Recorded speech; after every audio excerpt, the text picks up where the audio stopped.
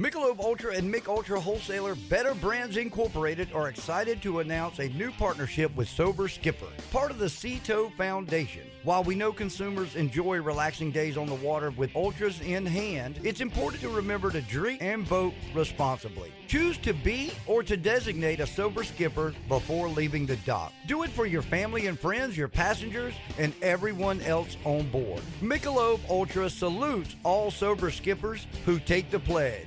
Cheers, and we'll see you on the water. Realtree has always had a connection to the fishing industry and the outdoor lifestyle.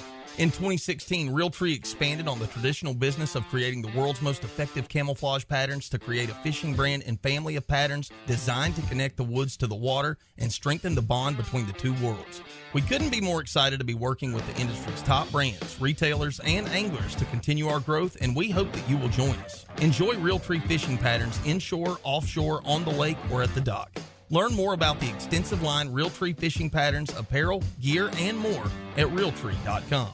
One thing that all of us outdoorsmen and women love to do is travel, whether to fish new waters or to chase wild game in other areas that we may not get opportunities at in our own area. Our friends at Monster Reservations Group want to open up an entirely new chance for you to travel and enjoy the outdoors or just relaxing. With over 40 destinations in the U.S. like beautiful Gatlinburg, Tennessee, Wisconsin Dells and Shenandoah Valley, Virginia, Poconos, Pennsylvania, and even our backyard here at Myrtle Beach, South Carolina. And many more. They are going to give you twice the vacation. That's right. Pay for 4 nights, and you're going to get 4 nights for free. That's $498 for an 8-night stay at one of our incredible destinations, and that's for simply listening to Trilogy Outdoors. Go book your trip and get all the details at www.monsterrg.com. That's monsterrg, all lowercase.com. Pay less for an incredible opportunity to explore the outdoors in your choice of over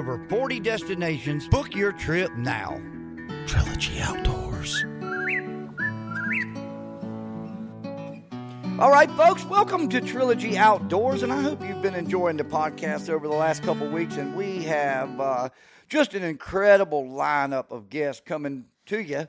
My distinguished partner, and I love saying that, the one and only Senator Stephen Goldfinch is here with me, and, I do have a funny current event story to tell you about, the TikTok story about the crazy duck hunting lady out in Seattle. No, I can't remember where they were exactly, but I do know that it became very popular. It's got 380,000 views. Whoa.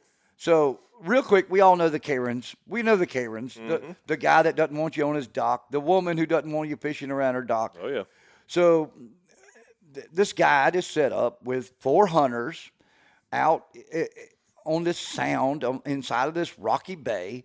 Mm-hmm. They're hunting, help me out with this, Harlequins, probably scoters. On the West Coast, I think. Golden eyes for sure. And I can't remember the other species they killed, but it was an incredible hunt. Do they have old squaw on the West Coast? Yes, old squaw. Old squaw. And their limit's a little different than ours, yeah. By the way. Right. But so they're hunting those, and long story short, they're sitting and they're on this. If you can picture this rocky bank on this, he pulled the boat up because I guess it was so calm they wanted to hunt the bank. Right. So they pulled the boat way down, and they had come down on this public beach, and they were hiding behind couple big trees that they laid in front of them, and one of the residents comes walking down, and she walks right past them, and she's got a loaf of bread. She walks out to the edge of the beach and starts throwing the bread out. And the guide goes, and please, you've got to go find it. You can find it on TikTok. Just Google bread lady feeding ducks. But so she starts throwing it, and they're like, "Ma'am, those are decoys." And she's like, she turns around like, "What?" And she keeps throwing the bread. She has a couple choice words for them, and this is where the humorous part is. This is why you got to go see it. But I can't repeat some of the words, but it is quite humorous that this woman really thought that these decoys were live ducks, and she was there to feed them some bread. So I believe I would have just stayed quiet and watched her. Yep. There are some people that are just amazing. And if it's an old lady that really doesn't know better, then maybe we should just let her live in her live in her mistake. If it's a woman that truly despises a duck hunter, that's when I engage. Well, right? my next question would have been this. If you would have remained there hunting, are you in fact hunting over bait after she throws that loaf of bread out? Great question. Great question. Was not put out by you. Nope, you didn't put it out, but you know it's there. that's right. Well, you remember in our backyards here in Murrells Inlet, by the way, we are based here in beautiful Murrells Inlet, South Carolina. If you remember correctly, seafood capital of the South. Seafood capital of the South. Yep. If you remember correctly, I would say this was probably back in 2000, 2001, maybe two.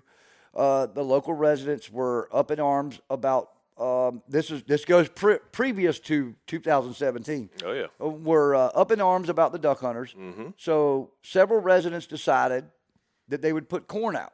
Right. I do remember. Stop me if you don't know. So they put corn out. Yeah. And then they said, "I dare you to go hunt over that corn. It's baited." It's baited. Right. And DNR got on them for baiting it. That's right.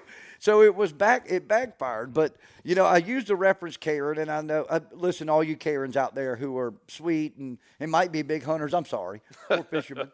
I'm sorry. But we all know that Karen relates to that. But I don't think Karens hunt. no, I don't think Karens do either. I don't either. But I'll tell you, one person I know that absolutely made a huge impact on the outdoors here in South Carolina, and you know, I had honestly never heard of him until you brought him up, and it's Ben Moise from down in Charleston. Totally. And real quick, a quick intro to Ben Moise before we go to that incredible interview. Well, Ben has been known in the Lowcountry for the last 50 years as somebody that is open and honest, easy to talk to, and knows everything you can know about the outdoors. And he was a game warden for, many of those years.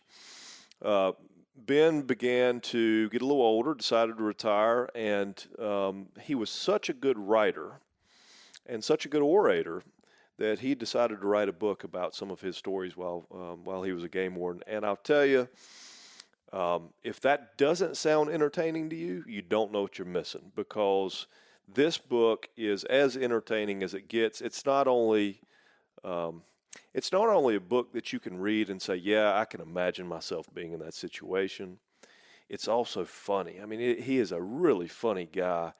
And the name of the book is The Ramblings of a Lowcountry Game Warden. Of course, he was a game warden in the Lowcountry, patrolled Georgetown and Charleston counties for many, many years, and ran into a lot of the characters that we know. Yep. Some of our father's generation, but a lot of the characters that we know, and he has some fantastic stories, and I'm looking forward to talking to him. Yeah, me too. And I'll tell you, I've started going through there, and actually this book must be really good, because if I'm not mistaken, you've started reading it twice now. I have read it twice now. Yeah, so definitely a book that you want to pick up. And something else, literature-wise, let's do a shameless plug here. Something else, our incredible lineups for Walk on My Outdoor magazine.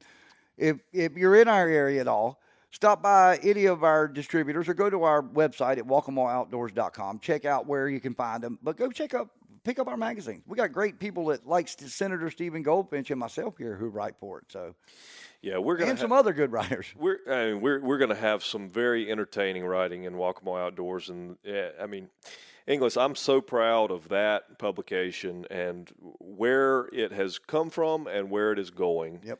And I tell you, we've done a lot of work to make it entertaining. We've done a lot of work to not only educate, but also to entertain. That's right. And I sure hope everybody goes and picks it up. And if you're not from South Carolina and you want a copy, get in touch with us. We'll get it to you. And we'll get it to you. That's right. I'll tell you what, though. I know everybody's sitting back now. Hey, listen, get a cold beverage and get comfortable, because we do. It's an incredible interview with Ben, and why wait? Let's roll. Let's do it. Bam. Perfect. I had to do the shameless plug, dude. I think we have to. Yeah. We need to do one. All right, Ben, we're on with you. We're recording. It's not live. We're recording everything, so, don't worry about that. Don't worry about time or anything. And if you need to take a break, just let us know, and we'll pause you and come back to you. No big deal. But Ben, I'm going to sort of introduce you. Ben Moise, we're happy to have you. Ben is and Ben, I might get you to introduce yourself, quite honestly. But I mean, you and I have known each other for, going back 20 years now, I guess, and hadn't really talked to each other in a long time. But when we started this podcast, you were one of the first names that popped up as a really interesting, entertaining guy with a lot of institutional knowledge of South Carolina outdoors. Ben, you were a game warden for how many years? About 25 years. In the Lowcountry. All in the Lowcountry. Yeah, and you live in Allendale now, I guess, right? No, I live in downtown Charleston. Do you live in downtown now? Excellent, very good, very good. You popped up as a name that there was no debate. You just had to be interviewed, and that's because you've got a name for writing. You have been a prolific writer over the years. You've written what I believe to be one of the best books on outdoors ever to come out of South Carolina. Archibald Rutledge wrote some fantastic South Carolina stuff, but Ben Moise ranks right up there at the top. And your book, Ramblings of the Lowcountry Game Warden, has brought a lot of smiles and laughs and tears to a lot of people over the years, including myself. And I wanted to talk to you about it. And, there's a lot of people from South Carolina that know your name, but I don't know what your reach is outside of South Carolina. And I want to make sure that we are appropriately reaching the target audience that you deserve. So, Ben, I want to start off with a couple of real simple questions for you, and just quite frankly want to just have a conversation with you about your history, who you are, how you came to be a game warden, and I want to hear some stories. So tell us a little bit about your life. Well, I'd always wanted to be a game warden. Ever since I met one at this old country store I used to stop in on my rural paper route. And I wrote about him in a book. I don't have a name for him, but he wore a khaki uniform and a brown fedora and had an old blue steel revolver and a brown leather holster at his side. He used to stop in and mix an amazing concoction of BC powder, a sleeve of salted peanuts, which he would pour down the neck of a Coke bottle and give it a shake and then take swigs out of it. Which I thought was an amazing concoction. Can I stop you right there? Because I think that is that's something, I hope that's something that's unique to South Carolina. My dad and my granddad and my great-granddad, as much as I remember him, all did the same thing. And I was curious where that came from. And a few years ago, I actually asked my dad, do you remember pouring peanuts and BC powder in a Coke bottle, a glass Coke bottle? And he said, yeah, of course. And I said, where did that come from? And he said, I think it came from the days of picking tobacco or being on the farm. It depends on which side of the state you were on, whether or not you were picking tobacco or working corn or what, or soybeans or what. But he said, I think it came from the days of being on the farm and having one hand to work and one hand to drink. And while you're at it, you were able to have a snack if you poured your peanuts in the Coke. You find that to be accurate? I certainly couldn't dispute it. Exactly. Absolutely. Exactly. Didn't mean to interrupt you. Just thought that was an interesting piece of history. I wasn't big into picking tobacco myself, but I grew up on my grandfather's farm in Bishopville. And I could see how that could very well be, because they were always very busy with one thing or another. All right. Right. Suckling tobacco was, I've got quite a few bad memories from my childhood One would be digging graves, which was one of my many jobs as a kid growing up all through middle school and high school. One was laying brick. One was working